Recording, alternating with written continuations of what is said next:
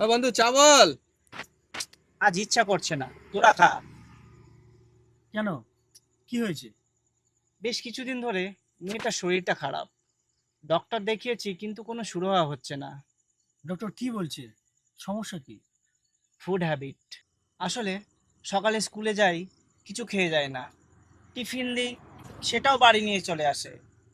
স্কুলের সামনে ফাস্টফুডের দোকান থেকে চিপস আরো নানা জাতীয় জিনিস, ঠান্ডা পানীয়তে আসক্ত। আসলে এই সমস্যা আমি সোশ্যাল মিডিয়ায় দেখছিলাম। বিভিন্ন ধরনের কেমিক্যাল স্যাকারিন দিয়ে ঠান্ডা পানীয় যেগুলো বাচ্চারা আসক্ত সেগুলো বিক্রি হচ্ছে, সেগুলো তৈরি হচ্ছে। এগুলো খেলে বাচ্চাদের সত্যি শরীর অসুস্থ হয়ে পড়ে। খুব সমস্যার মধ্যে পড়েছি এখন। ভাই, সেম সমস্যায় আমি ভুগছি। এই আমি আমি আমার বাচ্চাকে স্কুল থেকে বের করার পর আমি হাত থেকে ছিটকে চলে যাবে এই বিভিন্ন রকমের চিপসের প্যাকেট আরো সব হাবি জাবি এইগুলো মানে আউট অফ কন্ট্রোল। এবার এমন একটা সিন ক্রিয়েট করে, এবারে বিভিন্ন গার্জেন থাকে ভাববে বাবা এই লোকটা এত কৃপণ, বাচ্চা এত কান্নাকাটি করছে, গড়াগড়ি একটা জিনিস কিনে দিচ্ছে না, বাধ্যই কিনে দিতে হয়। কিন্তু বাড়ি এসে হয় কি, অন্য খাবার থেকে দিনের পর দিন মানে আর রুচি বলতে চলে গেছে অলমোস্ট। ওই খাবারের দিকে ধ্যান, বাড়ির যে কোনো খাবার পছন্দ না, খাবো না।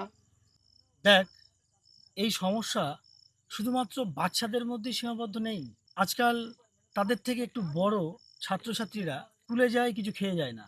স্কুল গেটের সামনে যে মুখরোচক সিঙ্গারা, চাউমিন এগুলো বিক্রি হয়, এগুলোর প্রতি আসক্ত হয়ে পড়েছে। তারা খালি পেটে এগুলো খায়, তাদের গ্যাস ফর্ম করে, তারা হসপিটালে ভর্তি হয়। সেদিন তো দেখলাম হাসপাতালে দুটো বিভিন্ন স্কুল থেকে দুটো বাচ্চা মেয়ে ক্লাস 6 বা 7-এ পড়ে, তারা ভর্তি হলো। তাদের গার্জেনরা বাড়ি থেকে ছুটে হাউমাউ করে কাঁদতে কাঁদতে এলো। কি খুব অবস্থা! সমস্যার মধ্যে পড়েছি। এই সমস্যার কি কোনো সমাধান নেই? আরে ভাই, সমস্যার সমাধান সবকিছুর আছে। এবার স্কুলে প্রায়ই গার্জেন মিটিং হয়, ডাকে যাই। স্কুলে বাচ্চাদের কমপ্লেন বা কিছু বাড়িতে এইভাবে এদের প্র্যাকটিস করান, এই অভ্যাসগুলো করান বলে, ভালো লাগে অবভিয়াসলি। কিন্তু যে স্কুলের জাস্ট গেটের বাইরে এইসব দোকানগুলো বসে, আমি বলছি না যে দোকানগুলোকে তুলে দেওয়া হোক, অবশ্যই ওদের ঘরেও বাচ্চা আছে, ওদেরও ইনকাম দরকার আছে।